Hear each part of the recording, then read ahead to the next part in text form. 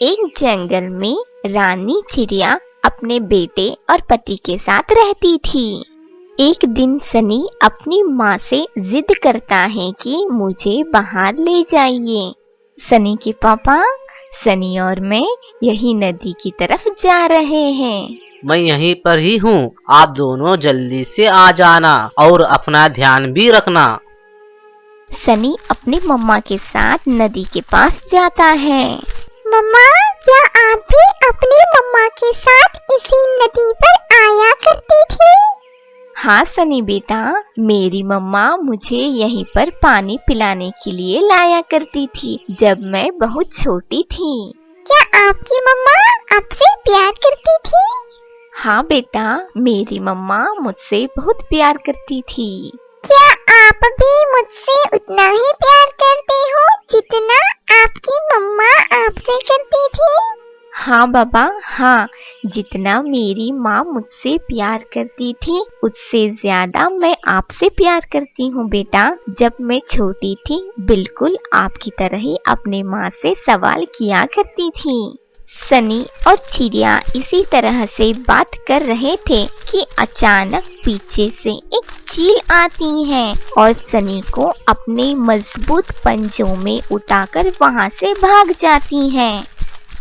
चिड़िया को मौका ही नहीं मिलता सनी को उस चील से बचाने का। वो तो रोने लग जाती है।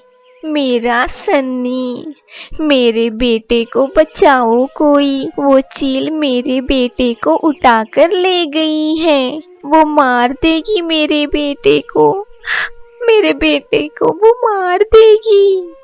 फिर वो वापस अपने घर जाती हैं।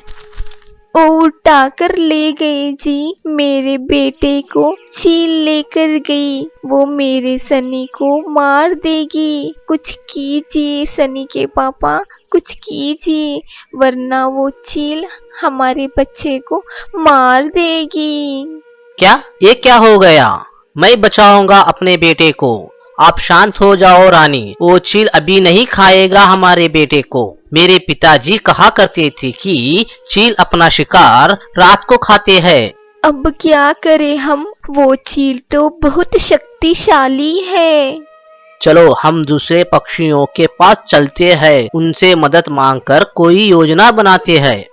वो दोनों पति पत्नी कबूतर के पास जाते हैं। ये तो बहुत बुरा हुआ, आप घबराइए मत, हम सब मिलकर किसी तरह से हमारे सनी को बचा लेंगे। अब हमें क्या करना होगा? कालू और सुंदरी के पास जाते हैं, वही कुछ ना कुछ उपाय बताएंगे, मुझे पूरा विश्वास है। चलो उन दोनों के पास जाते हैं। चारों मिलकर कौवों के पास जाते हैं। कौवा और कव्वी अपने घर के बाहर ही खड़े हुए थे। सुंदरी बहन, मेरी सनी को बचा लो, सुंदरी बहन मेरे सनी को बचा लो, वो चील मेरे बेटे को मार देगी। क्या सनी को चील उठाकर ले गई है? हाँ सुंदरी, हमें जल्दी ही कुछ ना कुछ करना होगा, अगर देर हो गई तो सनी को चील खा लेगी। कालू, आज मेरा साथ दो। आज मेरे बेटे को चील उड़ाकर ले गई है, कल किसी और पक्षी को उड़ाकर ले जाएगी वो जालिम चील।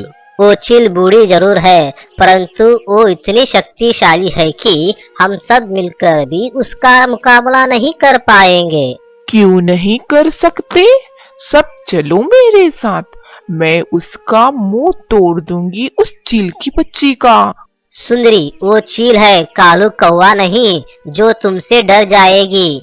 मैंने एक योजना बनाई है, हमें क्या करना है, आप मेरा यहीं पर इंतजार करो, मैं जाकर आता हूँ वो चील के पास। कालू, कुछ हमें भी बताओ, क्या योजना बनाए हो तुम? कालू उन सबको अपना प्लान बताता है। फिर कालू चील के पास जाता है। आज तो दावत होगी मेरी, नरम नरम मांस खाऊंगी मैं। नरम मांस बहुत दिनों के बाद जो मिला है मुझे। मैं पहले इसकी आंखें खाऊंगी, फिर इसका दिल, और फिर आहिस्ता आहिस्ता तुझे ही खा जाऊंगी। चील आंटी, मुझे छोड़ दो, मेरी मम्मा रो रही होगी। मुझे खाने से आपको क्या मिलेगा? छोड़ दो आंटी, प्लीज। पागल, क्या मिलेगा मुझे तुझे खाकर? तुझे इतना भी नहीं पता, तुझे खाऊंगी ना तो मेरा पेट भरेगा, पेट।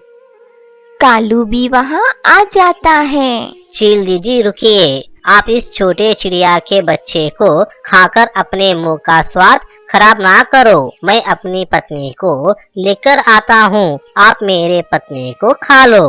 वो क्यों काले कौवे? अपनी पत्नी को मुझे क्यों खिलाना चाह रहे हो? कोई साजिश रच रहे हो क्या? आज मेरी लड़ाई हुई है उससे, बड़ी जबान चलाती है वो मेरे सामने। इस चिड़िया के बच्चे को खाकर पेट भी नहीं भरेगा आपका। मैं अभी मेरी पत्नी को लेकर आता हूँ। अगर ऐसा है तो तब तक इस चिड़िया के बच्चे को मेरे पास ही रहने दो। तुम जाओ और अपनी पत्नी को ले आओ।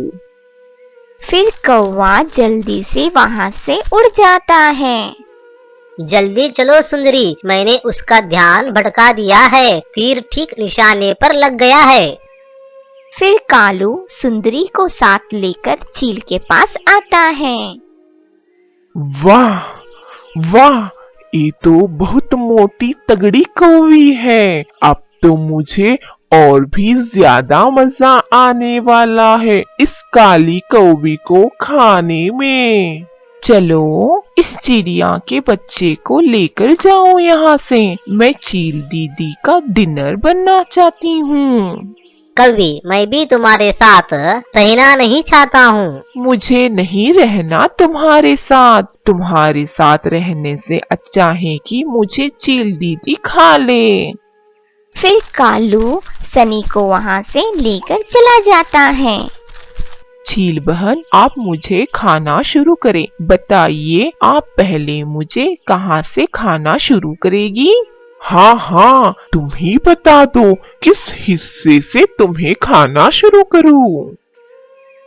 फिर अपनी योजना के अनुसार कबूतर वहाँ आ जाता है। अरे अरे चील दीदी, आप इस काली कौवी को क्यों खा रहे हो? इसे खाने से आपका रंग काला हो जाएगा। ये जितनी बाहर से काली है उतनी ही अंदर से भी काली है। फिर मैं तुझे खा लेती हूँ मोटे कबूतर। चल भाग यहाँ से, तू मुझे काली कह रहा है मोटे कबूतर। मुझे चील दीदी का डिनर बनने से कोई नहीं रोक सकता। चल भाग यहाँ से। चील दीदी, आप इस काली कौवी के बातों में ना आइए। मेरा एक दोस्त है, वो बहुत ही मोटा है, मैं अभी उसे लेकर आता हूँ। आप खुद देकर ही फैसला करना, आप इनमें से किसे खाना चाहते हैं। ऐसे ही रात हो जाती है। कबूतर, मुझे बहुत भूख लगी है, तुम जल्दी से जाओ अपने दोस्त को लेकर आओ। मैं भी तो देखूं कितना मोटा है तुम्हारा दोस्त। फिर कबूतर तुरंत वहाँ से जाता है और अपने दोस्त को अपने साथ चील के घर लाता है। कबूतर के दोस्त को देखकर चील दीदी के मुंह में पानी आ जाता है। ये तो सच में मोटा है और ताजा भी लग रहा है, इसका रंग भी सुंदर है। चलो जाओ यहाँ से, मैं जल्दी से इसको खा लेती हूँ। चील दीदी, आप मुझे अब नहीं खाएगी? नाना काली कौवी, क्या पता अगर मैंने तुझे खा लिया तो मैं काली हो गई तो? ना बाबा ना। कबूतर और सुंदरी कौवी वही दूर एक पेड़ पर छुप जाते हैं। चील दीदी रुकिए, अभी मुझे मत खाना। हाँ, वो क्यों ना खाऊं मैं तुझे? मुझे तो बहुत भूख लगी है। बात यह है चील बहन, एक बार इसी चांद की रात में मेरे नाखून मोटे मोटे हो गए थे। कहीं ऐसा ना हो वो नाखून आप मुझे खाने के बाद आपको ना चुभे, मुझे अच्छा नहीं लगेगा। ठीक है, इतना इंतजार किया है तो थोड़ा और इंतजार कर लूंगी। जब तक चांद छुप नहीं जाता मैं थोड़ा सो लेती हूँ। फिर चील को नींद आ जाती है और वो गहरी नींद में सो जाती हैं। जैसे ही चील सोती है दूसरे पक्षी भी वहाँ आ जाते हैं और सब पक्षियाँ मिलकर घोंसले को उठा लेते हैं और उसे गहरी नदी में छोड़ देते हैं। चील पानी में डूबकर मर जाती हैं। वे सब बहुत खुश थे कि वे सब मिलकर चिड़िया के बच्चे को बचा लिया था। फुरफुरी नगर के जंगल में बारिश का मौसम आने वाला था। जंगल के सारे पक्षियाँ चिंतित थे क्योंकि उनके घर अभी तक नहीं बने थे। जंगल के सारी पक्षियाँ सुबह उठकर लकड़ियाँ ढूंढने जाते थे। मेरे बच्चों, बारिश का मौसम आने ही वाला है। जल्दी से जाकर मजबूत लकड़ियाँ लाती हूँ। अगर मैं देर से चली गई तो सारे जंगल की पक्षियाँ मजबूत लकड़ियों को लेकर अपना घर बनाना शुरू कर देंगी। अरे इतनी जल्दी सुबह हो गई? चल कालू, सोना तो बहुत हो गया। बारिश का मौसम भी नजदीक आ गया है। जल्दी से जाकर लकड़ियाँ ढूंढता हूँ। अगर मैं नहीं गया तो जंगल के दूसरे पक्षी सारे लकड़ियाँ ले जाएंगे। जल्दी चल कालू।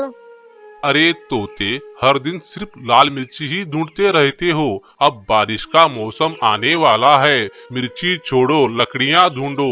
मैं लकड़ियाँ ढूंढकर ले आता हूँ और यहीं पर एक अच्छा सा अपने लिए एक घर बनाता हूँ। बच्चों, मैं लकड़ियाँ ढूंढने जाती हूँ। पता नहीं मुझे मजबूत लकड़ियाँ मिलेंगी या फिर नहीं। अच्छा बच्चों, मैं लकड़ियाँ लेने जा रही हूँ। आप अपने घोंसले से बाहर नहीं जाओगे, वादा करो। रानी चिड़िया लकड़ियाँ ढूंढने के लिए निकल जाती हैं। लूसी कबूतर भी लकड़ियाँ ढूंढने चली जाती हैं। लूसी को लकड़ियाँ ढूंढते वक्त पास में बहुत सारे लकड़ियाँ दिखाई देते हैं। वाह, इतनी सारी लकड़ियाँ! चलो इन सारी लकड़ियों को ले जाती हूँ। इससे मेरा एक घर तो आराम से हो जाएगा। मेरी किस्मत तो बहुत अच्छी है। लूसी कबूतर सारी लकड़ियाँ ले जाकर अपना घर बना देती हैं और उसमें आराम से रहने लगती हैं। रोज सुबह की तरह तोता भी लकड़ियाँ ढूंढने जा रहा होता है। तभी उसे एक जंगल के पार कुछ लकड़ियाँ दिख जाती हैं। चलो, आखिरकार मुझे लकड़ियाँ मिल गई है। अभी इन लकड़ियों को ले जाकर मैं भी अपना एक घर बना सकूंगा।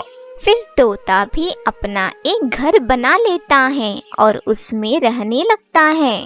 फिर रानी चिड़िया और कालू कौवा दोनों अपने अपने घर बनाने के लिए लकड़ियाँ ढूंढ रहे होते हैं। कितनी देर हो गई है, लकड़ियाँ तो मिल ही नहीं रही हैं। अब बारिश का मौसम है, बारिश तो कभी भी हो सकती है। अब मैं क्या करूँ? अचानक रानी चिड़िया को एक पेड़ के नीचे कुछ लकड़ियाँ दिख जाती हैं। अरे वाह, मुझे लकड़ियाँ मिल गई हैं। इन लकड़ियों को ले जाकर अपने लिए एक घर बना लूंगी। रानी चिड़िया उन लकड़ियों के पास जाती है। कौवा भी लकड़ियाँ ढूंढ रहा था, मगर उसे कहीं पर भी लकड़ियाँ नहीं मिल रही थी। अब मैं क्या करूं? अगर मैं लकड़ियां ढूंढ नहीं पाया तो मैं कहाँ रहूंगा? बारिश में भीगकर तो मैं बीमार पड़ जाऊंगा। तभी कालू कौवे की नजर रानी चिड़िया पर पड़ती है। अरे रानी चिड़िया को लकड़ियाँ मिल गई है। लगता है सब पक्षियों को लकड़ियाँ मिल गई है, मगर मैं भी कितने दिनों से मेहनत कर रहा हूँ, मुझे लकड़ियाँ मिल ही नहीं रही है। अगर ऐसे ही चलता रहा तो बारिश के वक्त में भीगता रह जाऊंगा। अगर बारिश शुरू हो गई तो मैं घर नहीं बना पाऊंगा। लगता है मुझे कुछ ना कुछ करना पड़ेगा। हाँ, रानी चिड़िया से सारे लकड़ियाँ छीन लूंगा। कालू कौवा रानी चिड़िया के पास आकर बैठ जाता है। रानी चिड़िया, तुम मेरे लकड़ियों के पास क्या कर रही हो? तुम्हारी लकड़ियाँ? हाँ, और नहीं तो क्या, मैं लकड़ियाँ ढूंढकर यहीं पर रखता हूँ और सारे लकड़ियाँ इकट्ठा करके यहाँ से ले जाऊंगा। कालू भैया, आप झूठ कह रहे हो, ये लकड़ियाँ अभी अभी मुझे मिली हैं। रानी चिड़िया, तुम्हें पता नहीं है, चोरी करना बुरी आदत होती है, फिर भी तुम मेरे लकड़ियाँ चोरी कर रही हो। मुझे पता है, तुम बहुत शातिर हो, तुम्हें लकड़ियाँ नहीं मिल रही होगी, इसीलिए तुम मुझे एक कहानी सुना रहे हो। मैं बेवकूफ नहीं हूँ। हाँ रानी चिड़िया, मुझे लकड़ियाँ नहीं मिल रही है, अब लाओ ये लकड़ियाँ मुझे दे दो। नहीं नहीं कालू भैया, मैं तुम्हें ये लकड़ियाँ नहीं दूंगी। अगर तुम मुझे लकड़ियाँ नहीं दोगी तो मुझे छीनना भी आता है, इसीलिए कह रहा हूँ, मुझे लकड़ियाँ दे दो। रानी चिड़िया कालू कौवे को वो लकड़ियाँ दे देती है और वहाँ से उदास होकर चली जाती है। अब जंगल के सारे पक्षियों ने अपना अपना मजबूत घर बना लिया था, लेकिन रानी चिड़िया को लकड़ियाँ मिल ही नहीं रही थी। इसी वजह से रानी चिड़िया अपना घर बना नहीं पाई। फिर एक दिन जोरों से बारिश होने लगती है। सभी पक्षियाँ अपने अपने घरों में आराम से रहने लगे। रानी चिड़िया का घर अभी तक नहीं बना था। रानी चिड़िया अपने दोनों बच्चों के साथ बारिश में भीग रही थी। हे भगवान, बारिश तो शुरू हो गई। इसी तरह से बारिश होने लगी तो मेरे बच्चे भीग जाएंगे और बीमार भी हो जाएंगे। मुझे अब कुछ ना कुछ सोचना पड़ेगा। रानी की नज़र एक पेड़ पर पड़ती है जो कि अंदर से खोखला दिखाई देता था। रानी चिड़िया अपने बच्चों को वहां पर ले जाती है। पेड़ के अंदर अपने घोंसले को रखकर अपने बच्चों को बिठा देती है और खुद ही बारिश में भीगने लगती है। रानी चिड़िया बारिश में भीगने की वजह से बीमार हो जाती है। बारिश रुकने के बाद वो डॉक्टर बुलबुल के पास जाती है। बुलबुल का घर देखकर रानी चिड़िया सोच में पड़ जाती है। इतना बड़ा सेब का घर? आओ रानी चिड़िया, क्या हुआ तुम्हें? कल बारिश में भीगने की वजह से मेरी तबीयत खराब हो गई है। तुम बारिश में क्यों भीगी? मुझे कहीं पर भी लकड़ियाँ नहीं मिली। मेरे बच्चों को एक पेड़ के अंदर घोंसले में बिठाकर मैं बाहर भीगती रही। उसी की वजह से मेरी तबीयत खराब हो गई। मैं तुम्हें एक पानी वाला दवा देता हूँ। वो दवा तुम कौन से चीज पर डालोगी वो चीज बड़ा हो जाएगा। तुम एक काम करना, तुम एक कद्दू के ऊपर वो दवा डाल देना और वो कद्दू बड़ा हो जाएगा और वो तुम कद्दू को अंदर से खोखला बना दो और उसमें आराम से रहना। हाँ डॉक्टर जी, आपका बहुत बहुत शुक्रिया। अब मैं चलती हूँ। रानी चिड़िया कद्दू पर पानी वाला दवा डाल देती है। वो पलक झपकते ही बड़ा कद्दू बन जाता है। रानी उसे खोखला बनाकर उसमें रहने लगती है। जंगल में जोरों से बारिश और हवा की वजह से सारे पक्षियों के घर पेड़ से नीचे गिर जाते हैं। अरे वो देखो, रानी चिड़िया का घर इतना बड़ा कद्दू से बनाया हुआ है। वो घर तो हिल भी नहीं रहा है। रानी चिड़िया, तुमने इतना बड़ा कद्दू का घर कैसे बना दिया? हमारे घर तो बारिश और हवा की वजह से उड़ गए हैं। अब हम सारे पक्षियाँ बेघर हो गए हैं और भीगने लगे हैं। अब हम क्या करें? हाँ रानी चिड़िया, हमें भी बताओ, तुमने ये घर कैसे बनाया? मैंने कुछ भी नहीं किया। ये सारा कमाल तो डॉक्टर जी का है। डॉक्टर बुलबुल जी ने मुझे एक पानी दिया था। वो पानी मैंने एक कद्दू के ऊपर डाल दिया और छोटा कद्दू बड़े कद्दू में बदल गया।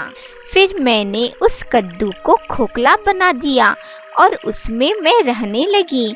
तुम डॉक्टर बुलबुल जी के पास जाओ और उन्हें कहो कि तुम्हें भी वो पानी दे और अपना अपना घर बना लो। वे सभी पक्षियाँ डॉक्टर बुलबुल के पास जाते हैं। बुलबुल वैद्य जी, अब जोरों से बारिश होने लगी है। आप हमें वो पानी वाला दवा दीजिए जिससे हम हमारा घर बना सके। ठीक है, मैं पानी वाला दवा देता हूँ, लेकिन मैं इस कालू कौवे को पानी वाला दवा नहीं दूंगा। ये कालू कौवा बहुत ही ज्यादा बुरा है। इसने रानी चिड़िया की लकड़ियाँ छीन लिए थे। उससे रानी चिड़िया एक दिन पूरा बारिश में भीग गई थी। उससे बुखार भी आ गया था। इसे भी पता चलना चाहिए, ये भी भीगना चाहिए। सब पक्षियाँ अपने घरों में आराम से रहते हैं और कालू बारिश में भीगने लगता है। जैसी करनी वैसी भरनी।